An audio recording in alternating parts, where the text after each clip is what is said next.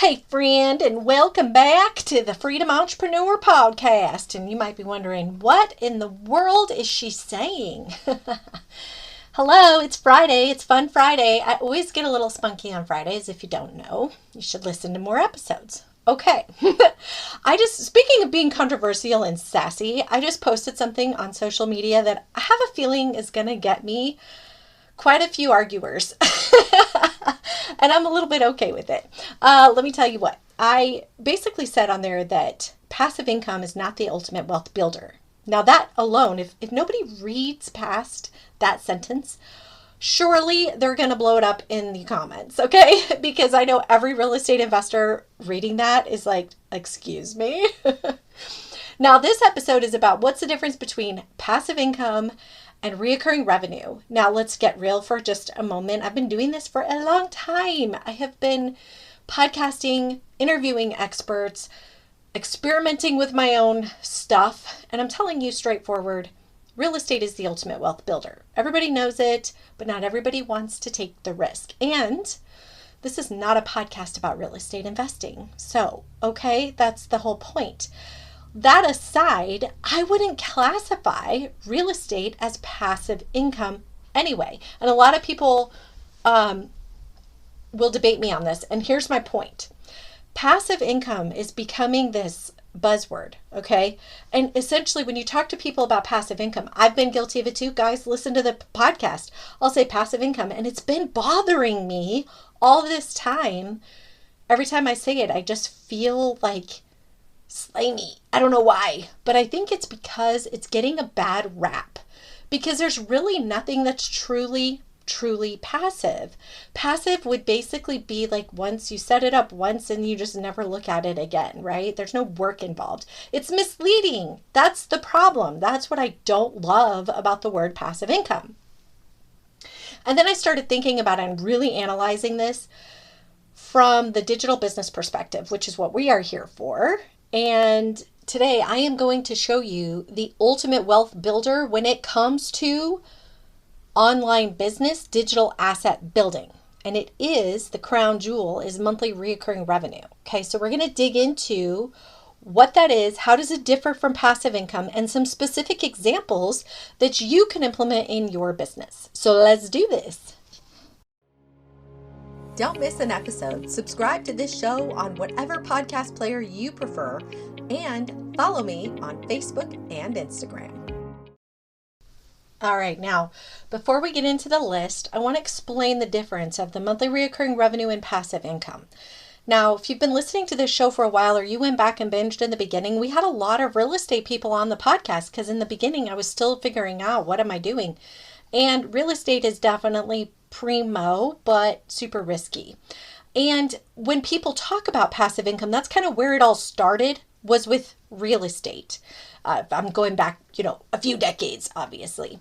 Anyway, the point is, since then, passive income has kind of been stretched into lots of different things. E-commerce gets fluffed into passive income. Online courses gets fluffed into passive income. There's a lot of different printables is a big one I hear. Passive income with digital printables. Now, don't get me wrong. These are all ways to make money online.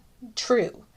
But there is one fundamental, quote, flaw. I'm just using that word because it sort of makes sense to prove my point. There's one fundamental flaw with all of these types of things, and that is this. They are a one and done product. If you sell a course for $500, yay, but then you got to go find a new customer to go buy the next one. And that takes work, money, or time.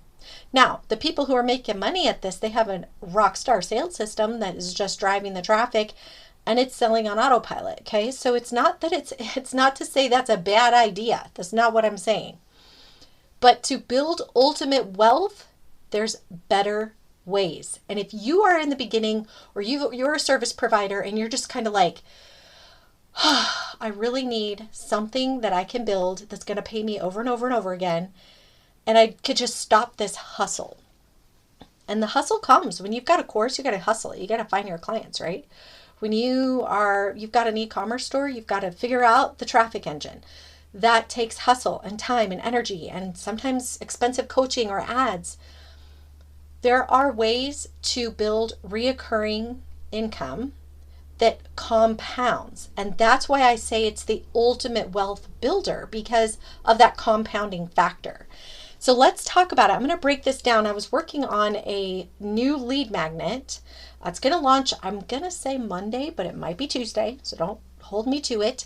However, if you do decide you want a copy of this, if you head over to the Facebook community, the Freedom Online Business Builders community on Facebook, and the link is in the description, I will send you a DM and get you this download. In fact, as soon as it's ready, I'm going to launch it in there. And then, guys, starting in January, I will be going live in that community, and I'm going to be teaching on these things. Okay.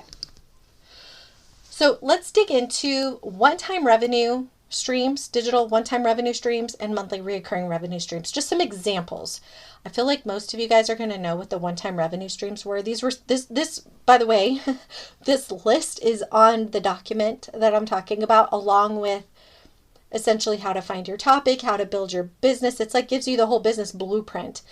But I decided this episode was so important because, well, obviously it's relevant. All right. So first of all, you're familiar with these things. Courses, we just talked about coaching, physical products, services and agencies. So if you're a freelancer or you build websites or you're a social media manager, those are all typically one-time revenue things. If you're a social media manager, you might be getting monthly reoccurring revenue, but you're tapped out. You need something that doesn't require you to trade your time for the money, right? Printables, I just mentioned as well. And affiliate marketing is another one. Books, Amazon, KDP, and books is another one. Affiliate marketing is going to be on both lists, and there's a reason for that. On this side of the paper, I'm talking about one and done affiliates. So say you're an affiliate for someone else's course. When I first got into podcasting, I was told that being an affiliate was one of the best ways I could monetize my podcast and sell everybody else's courses. And it actually doesn't work out that way. Most people listen to the podcast, and then instead of clicking into the description, they just go to Google and search it up. And guess what that means? That means I don't get the reference for the click. So it's really not as lucrative, and it's even harder when you spend a bunch of time and money to drive traffic to something that's got an affiliate link, okay? Now, the way that would work is if, two things, one I'm going to get to on the other side, but the only other way is if you have something that's already a main traffic driver and you just add it as an extra leg of your income. So again, I just want to say this clearly. There's no wrong way to make money online, okay? I'm not trying to belittle any of these ideas. These are great, and the fact is, what was really most surprising to me when I built this is how short the one-time revenue list is. And yet, it's where most of us are stuck. We're stuck in that flywheel of trading time for money. You know, do a service, hustle to get another client, serve them, and so on. And then around and around and around it goes. Or if you're doing e-commerce, bust your butt to get the traffic, build the social media following, whatever it is, and then sell some stuff, and then now you got to start over and go get new customers. I mean, that cycle is so real, okay? And it's so crazy because that's where so many of us are focusing our time and energy. Now, on the monthly recurring side, here's examples. Oh, and by the way, at the very end, stick around to the very end because I am going to break these down by the most lucrative. All right. So if you're like in that phase where you're figuring out what you're going to do, tune in, stay tuned, because you're going to want to hear where you should put your time and energy.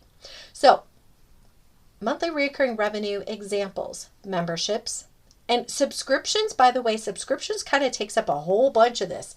I realized after I wrote it, I thought, oh, wow, there's a lot here that's subscription. And isn't it funny how our whole society right now, it's like everything's a subscription. And sometimes that feels super suffocating, but at the same time, you can also capitalize on it. So I guess it goes both ways. So we're going to talk about that. So you could do like a subscription coaching plan where rather than doing a coaching program, they pay up front and you coach them for 9 months or whatever. You have them subscribe. Maybe it's accountability coaching plan. Maybe it's a membership, a group membership coaching plan. Either way, it's built on a monthly subscription. Also, you could do your services on a retainer. I don't love this because you still have to serve them with time for money, but it is a way to build up some comfort in your financial house. SaaS, software as a service. A lot of agencies are using this with like go high level white label agencies, digital agencies, digital software, I mean, that they're building. Along that same lines, there's a new thing on this on the horizon. It's not on the horizon, it's on the plane right now.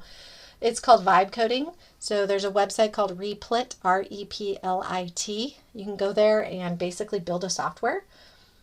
And when you do that, guess what? You can sell that as a subscription. And yeah, over and over again, it's going to pay you. So yes, it's no different than you still got to work to get the traffic, right? But here's the difference. You work to get the traffic, and instead of that person paying you one time for a course, then you got to go get more people. That one customer could end up being a subscriber for years or months, and it works out better so that you have longevity.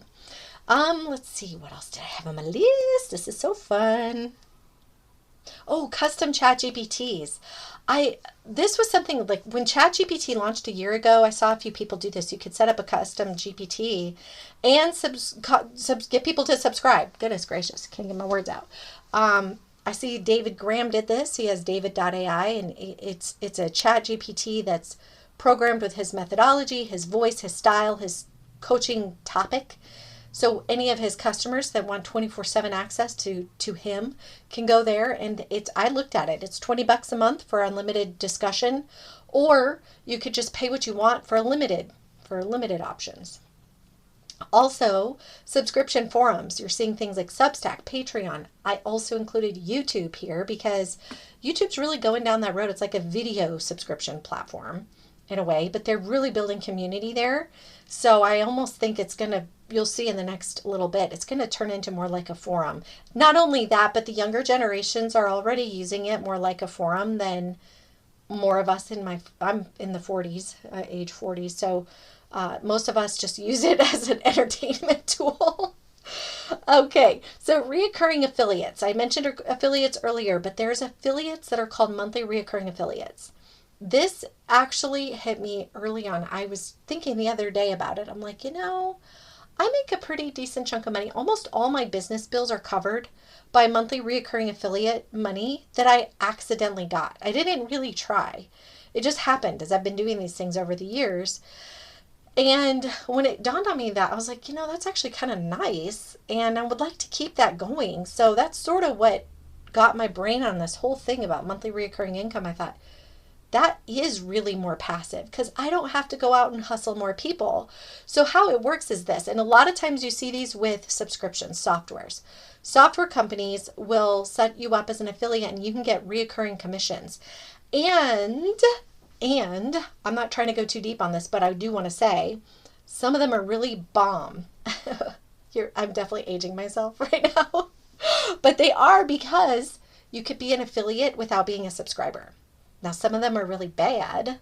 Like Kajabi, actually as an example. I used to be an affiliate for Kajabi, but when I switched CRMs, I can't be an affiliate. So, wham. And guess what? I don't recommend Kajabi anymore. Not for just that reason, but other reasons as well. But that's something to think about because there are software services out there that let you be a monthly reoccurring affiliate earner. And that's super nice. It's super nice. Printables, we talked about again on the one and done, but when I wrote this on this site, I was thinking about those of you who are past teachers who maybe are really good at coming up with curriculum or classroom activities. Instead of charging one time for somebody to download one thing, you could charge a subscription where they could get unlimited downloads per month. Or instead of 5, they get 50, I don't know, whatever, you get my point. You can create a subscription for printables. And lastly is blogs. This is such a long list, huh? But blogs are a phenomenal monthly reoccurring revenue asset. And you can even buy blogs that are already producing income. Okay, we're going to bring this home. I told you I asked chat to analyze these. So I would give you the number one most lucrative, highest suggested idea out of all those ideas. I'm going to do another episode that breaks them all down, but for today, I'm just going to give you the number one thing, and that is this. It says memberships. Revenue potential is 4 out of 5. Typically, they range from $1,000 a month to $50,000 a month, but most fall into the $3K to $15K range. I think that's including all of your subscribers, not just one person. The model, it's monthly access to content, community resources, or a combination of all three. And here's why it's lucrative. It has a low barrier to entry. Anyone can start. Compounding growth. Keep old members, add new ones. Multiple revenue tiers are possible and can start solo and scale with a team. Does give us a little reality check. Content treadmill. You gotta always be coming up with fresh stuff. This is also really great for you if you're already coaching. You know, you can really cut back how much time you say the same thing over and over again, because you could put it into the community and then everybody can go there to see it. Community management is something to consider if you don't have a lot of time in the beginning, and you might need to outsource that at some point. And the average retention is 6 to 12 months, which isn't bad actually. And it says the churn rate is 5 to 10%. Monthly is common, but that means you have a net of 90 to 95%. So that's pretty good, I think. So this membership is saying is the most lucrative. So I think if you're at a point where you're just getting started, I would put that at the top of your list right now. Okay, that's it for today's episode. It's Friday. Go enjoy yourself. Have a great weekend, and I'll see you back here on Monday.